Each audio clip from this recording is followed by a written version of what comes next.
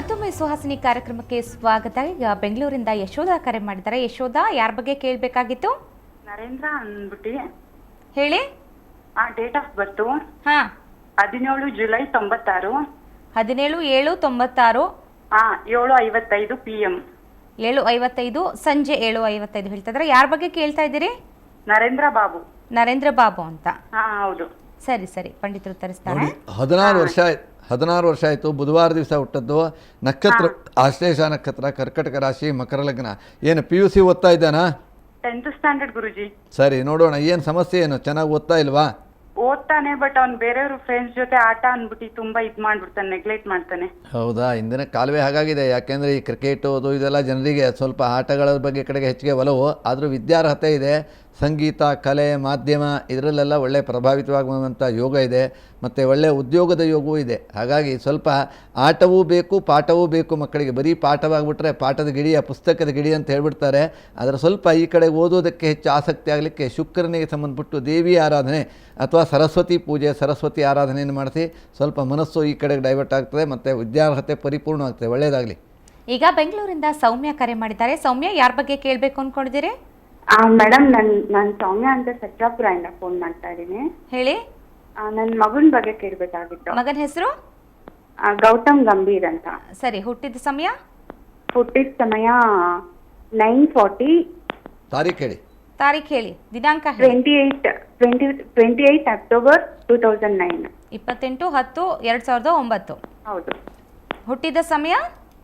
ಸಮಯ 9:40. ಬೆಳಗ್ಗೆನ ರಾತ್ರಿನ? ಬೆಳಗ್ಗೆ. ಸರಿ ಸರಿ. ನೋಡಿ, 2 ವರ್ಷ ಆಯಿತು ಮಗುವಿಗೆ. 2 ವರ್ಷ ಆಗಿ 4ನೇ ತಿಂಗಳ ನಡೀತಾ ಇದೆ. ಏನು ಆರೋಗ್ಯ ಹೇಗಿದೆ? ಗುರುಜಿ, ಆರೋಗ್ಯ ಎಲ್ಲ ಚೆನ್ನಾಗೇ ಇದೆ ಗುರುಜಿ.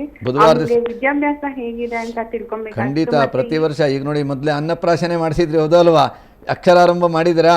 ಈ ಮಕ್ಕಳಿಗೆ ನೋಡಿ, ಮಕ್ಕಳಿಗೆ ಅದನ್ನೆಲ್ಲ ಆಯಾ ಕಾಲದಲ್ಲಿ ಮಾಡಬೇಕು ಅನ್ನುವ ಕಾರ್ಯಕ್ರಮವೇ ಇವತ್ತು ಸುವಾಸಿನಿಯಲ್ಲಿ ಅನ್ನಪ್ರಾಶನ ಆಗಿದೆ. ಅಕ್ಷರಾರಂಭ ಆಗಬೇಕು ಈಗ ಅವರಿಗೆ. ಈಗ ಅವನ ನಕ್ಷತ್ರ ಬಂದು ಧನಿಷ್ಠ ನಕ್ಷತ್ರ ಮತ್ತು ಕುಂಭರಾಶಿ.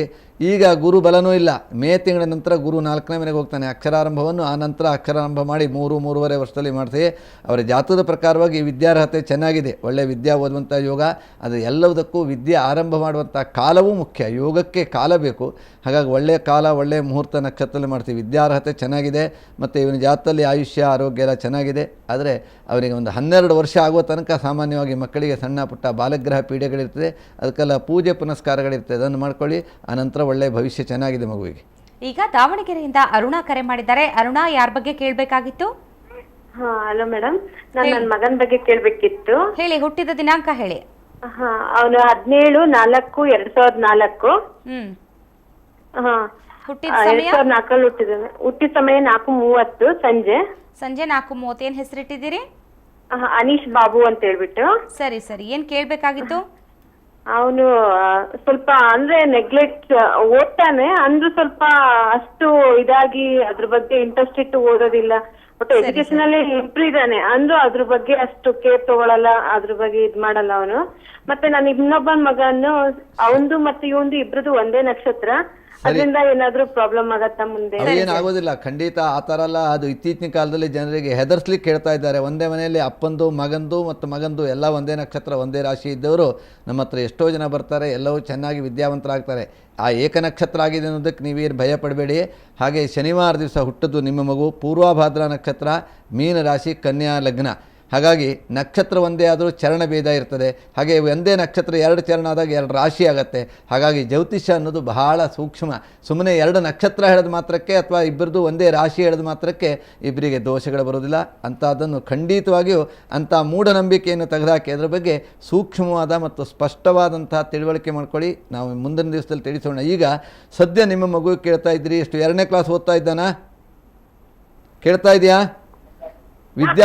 ವಿದ್ಯಾಭ್ಯಾಸ ಚೆನ್ನಾಗಿದೆ. ಅವನಿಗೆ ಪಂಚಮಾಧಿಪತಿ ಶನಿ ಇದ್ರಿಂದ ಸ್ವಲ್ಪ ನಿಧಾನಗತಿಯಲ್ಲಿ ಹೋಗ್ತಾನೆ, ಬಹಳ ಸ್ಪೀಡಲ್ಲ.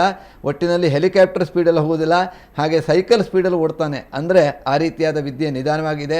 ವಿದ್ಯಾಭ್ಯಾಸ ಚೆನ್ನಾಗಿದೆ. ಅದರ ವಾಕ್ಸ್ಥಾನ ಕೇತು ಇದರಿಂದ ಏನು ಅವನು ತಿಳ್ಕೊಂಡಿದ್ದಾನೋ ಅದನ್ನು ಹೇಳಲಿಕ್ಕೆ ಬರೋದಿಲ್ಲ. ಬಹಳಷ್ಟು ಜನ ಚೆನ್ನಾಗಿ ತಿಳ್ಕೊಂಡಿರ್ತಾರೆ, ಅದನ್ನು ಹೇಳಲಿಕ್ಕೆ ಬರೋದಿಲ್ಲ. ಬಹಳಷ್ಟು ಜನ ಚೆನ್ನಾಗಿ ಬರೀತಾರೆ, ಆದರೆ ಅದನ್ನು ಮಾತಾಡಲಿಕ್ಕೆ ಬರೋದಿಲ್ಲ. ಹೀಗೆ ಓದೋದವರಿಗೆ ಹೇಳಲಿಕ್ಕೆ ಬರೋದಿಲ್ಲ, ಹೇಳಿದವರಿಗೆ ಓದ್ಕೊಂಡು ತಿಳ್ಕೊಳ್ಳಿಕ್ಕೆ ಬರೋದಿಲ್ಲ ಅಥವಾ ಬರೀಲಿಕ್ಕೆ ಬರೋದಿಲ್ಲ. ಇದೆಲ್ಲ ಇರ್ತದೆ. ಅದನ್ನು ಅದನ್ನೇ ನಾವು ತಿಳಿಸಿದ್ದೇವೆ ಇವತ್ತು. ವಾಕ್ಸ್ಥಾನಕ್ಕೆ ದೋಷ ಇದ್ದರಿಂದ ವಾಕ್ಸ್ಥಾನಕ್ಕೆ ಆ ಗಣಪತಿ ಆರಾಧನೆ ಮಾಡಬೇಕು. ಕೇತು ಇದ್ದಾನೆ, ವಿದ್ಯಾಗಣಪತಿ ಆರಾಧನೆ ಮಾಡಿ ವಾಕ್ ಸಿದ್ಧಿಯೂ ಆಗುತ್ತೆ, ಆಮೇಲೆ ಇನ್ನೂ ಚುರುಕಾಗ್ತಾನೆ. ಒಳ್ಳೆಯದಾಗಲಿ ಮಗು.